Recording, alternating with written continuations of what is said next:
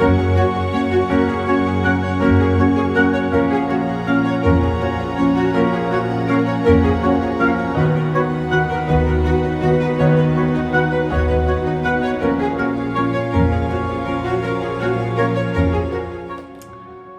FlossTube. This is Becky, the main girl in Arizona, and this is my Flossmas day 2.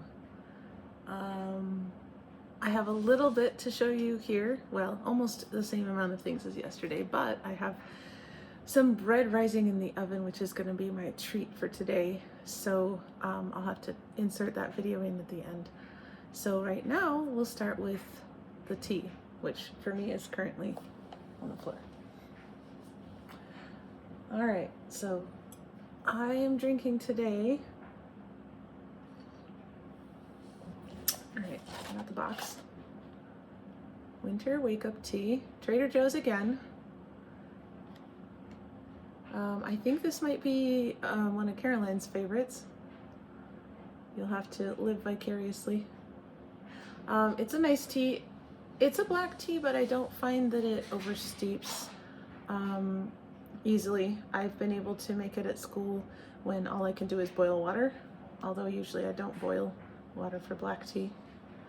It says it has cinnamon and ginger in it. I find it just a nice little addition to a regular black tea. Just, you know, a little extra spice, a little extra cozy feeling.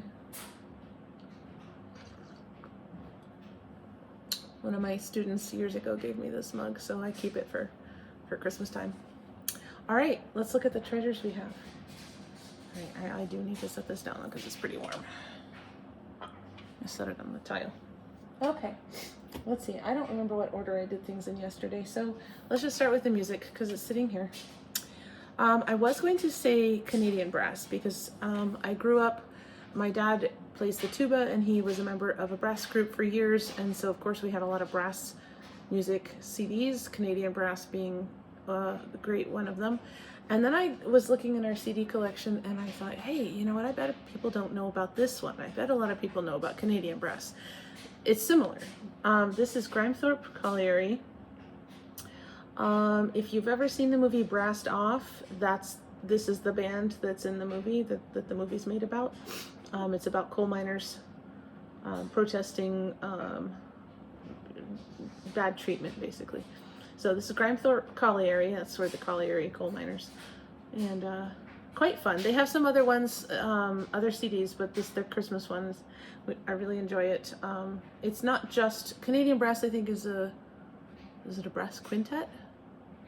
I think these guys have more members than Canadian brass, but they do a lot of fun stuff, and they have some really jazzy takes on things. So I really enjoyed them, and I also wanted to notice the nice artwork there, and red light from what is the light? I guess it's the sun.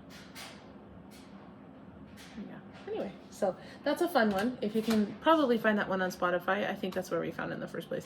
So but we like to get the CDs of things. My husband is a sound snob, so he likes higher quality recordings, and also just in case anybody takes anything off the air, then we have it.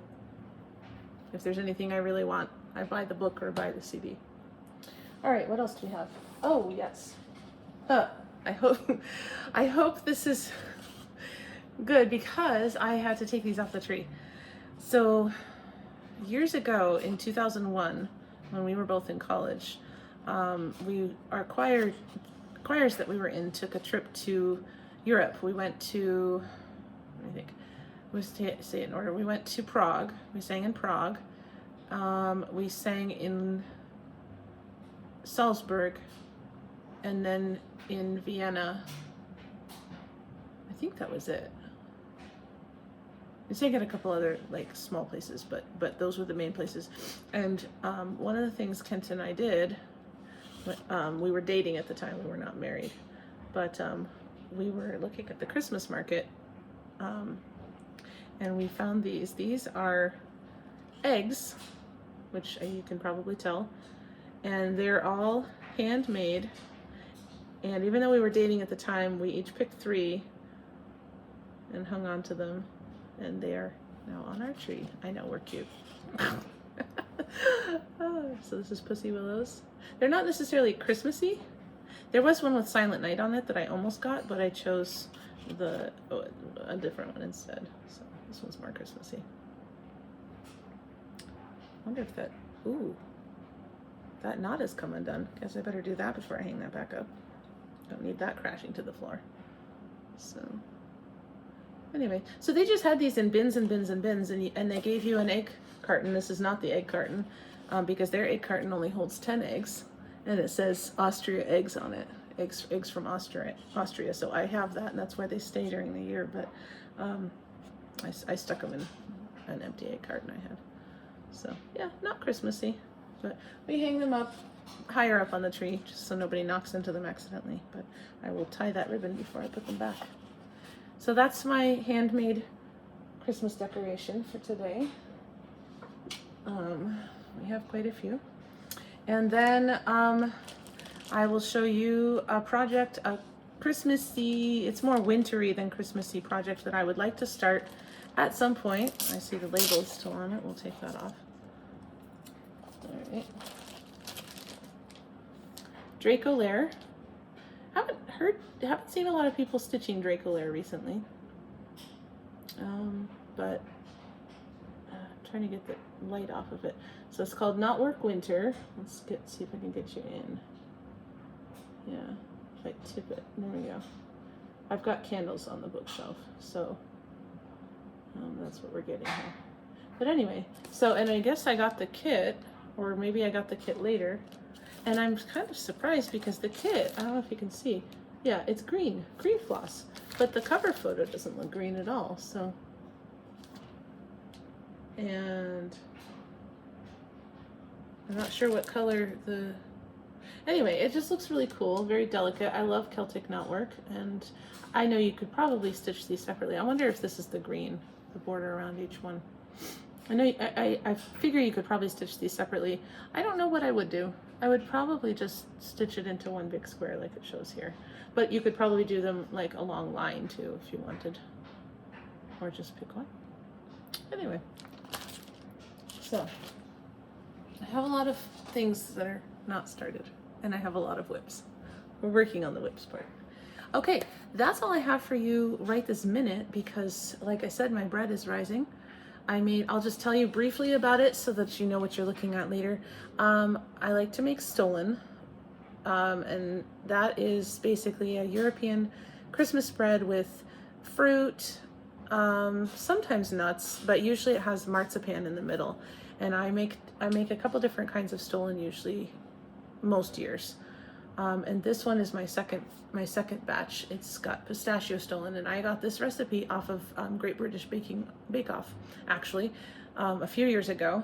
It's a pistachio stollen, and I have that rising now that it's the final proof before I bake it. So once I bake it, I'll take some footage of that. I've already have some pictures of me putting it together because I think some people might make stollen, but they're a little worried about, how do I put it together? How do I get the marzipan in the middle? All this kind of thing.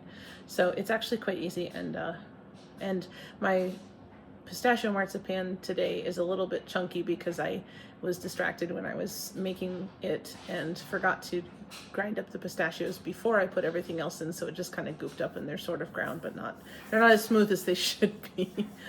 But anyway, so yeah, that's what I have to show you as soon as it comes out of the oven, which for you would be in like 2 seconds.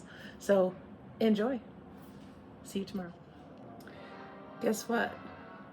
I forgot to show you the book I was recommending because I don't have a physical book. It's on my phone. I don't know if you can hear, I actually have the Grimethorpe CD playing now. And I don't know what made me think about it. I was like, oh no. So good thing I was adding the bread later anyway. So this is the book I'm recommending for today. It's a book of short stories. They're paranormal romance, which I get a kick out of some of. Nalini Singh is an author that I follow. I get her Changeling series. So when I saw that she had a bunch of short stories, I of course snapped that up. Maggie Shane is an author that I'm not familiar with, but she was in another Christmas compilation. I think this is the first one, and then there's another one with her, with the same two people. And then Jean Johnson is someone I've recommended before on this channel. I think Nalini Singh also, actually. Yeah, I'm pretty sure I have.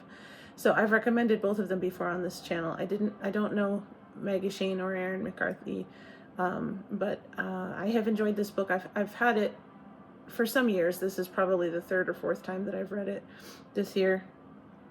I read it, of course, at Christmas time, and I like it. I appreciate it. You might see it with another cover. I think the Kindle edition might have a different cover than the paperback copy. But anyway, recommending that. And, oh, there's two of them if I tip it just enough. Okay, all right. Anyway, bread's still rising. It's not in the oven yet, so 2 more seconds for you.